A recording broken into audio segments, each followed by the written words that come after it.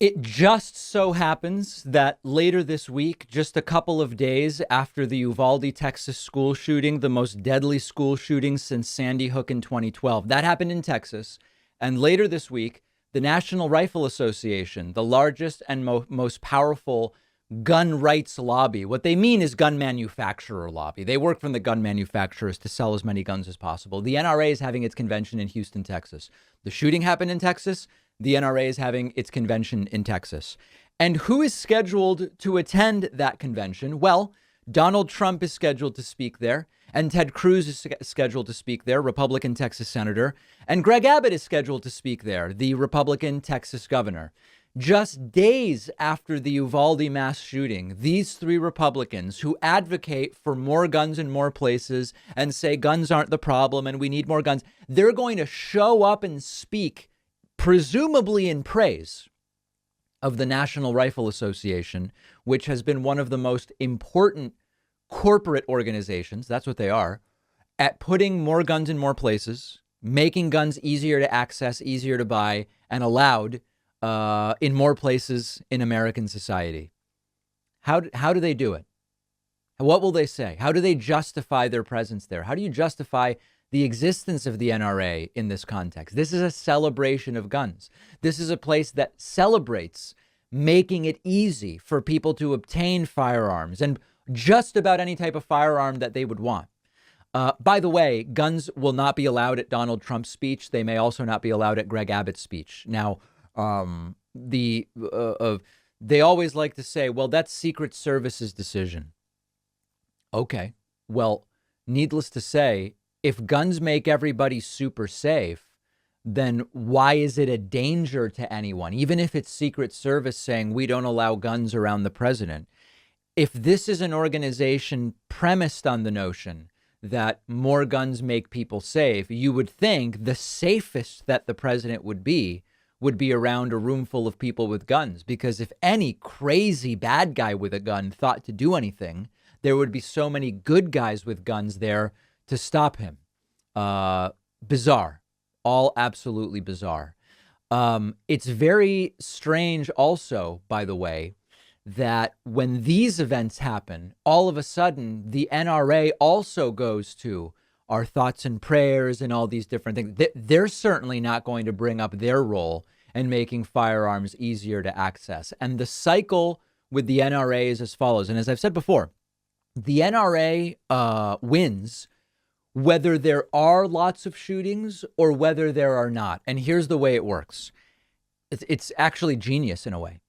If there's no mass shootings for a while, which I mean, it's like, this is the United States, there's always mass shootings. But I'll kind of qualify that by saying, if there's no mass shooting that gets national news for a week, because there's mass shootings basically every day in the United States. But if we go a while without one of these major, quote, major mass shootings like Buffalo, Sandy Hook, or more recently in Uvalde, the gun rights people will say it's thanks to guns.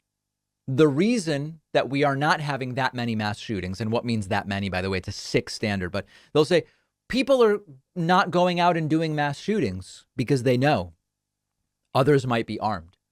The shooters don't want to go out there and have their plans foiled by a good guy with a gun. Now, at the same time, they want to say that the shooters are all simply mentally ill. If they are simply mentally ill, they're probably not rationally thinking, well, I shouldn't go and do a shooting because there might be a good guy with a gun. Mentally ill people, if you believe their story, wouldn't be thinking that way. But regardless, if you have fewer mass shootings, they say it's thanks to guns. If you start to see more mass shootings, right? They say this is a reminder. This is evidence that everybody's got to be armed because it's so dangerous out there. We need more firearms. And then, of course, the classic is if there's a mass shooting and there's a Democrat in the White House like Joe Biden, the NRA will announce Democrats and Joe Biden are coming for your guns. Ted Cruz is already saying it. Others are already saying it.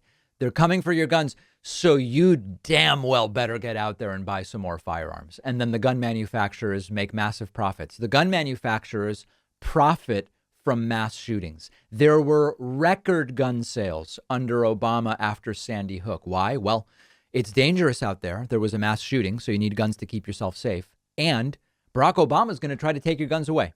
And then it is rinse, repeat, time and time again. So are Trump, Cruz, and or Abbott going to bail on speaking at the NRA convention? I don't know. As of right now, they're still scheduled to speak. What will they say? I can only imagine. One of our longtime sponsors is Vincero Collective. If you don't know Vincero yet, it's the place to go for quality watches, sunglasses, and more. Serious style, undeniable quality, and total versatility put Vincero really at the top of the game, and their newest watch release is no exception. It's the Argo Automatic. It spotlights everything I love about Vincero. I got the Argo Automatic in frost white. This is a dive watch, which is, of course, a staple in the watch world, but I really think Vincero found a way to make this one stand out. I love the gradient blue accent of the hour markers against the solid white face. I really love all of their watches, and I own a bunch, but the Argo is probably my favorite so far. Vincero sunglasses and jewelry and other accessories are awesome too. An excellent way to elevate any outfit. Vincero Collective is giving my audience 15% off all products and free shipping. Go to vincerocollective.com/Pacman and use the code Pacman. The link is down below.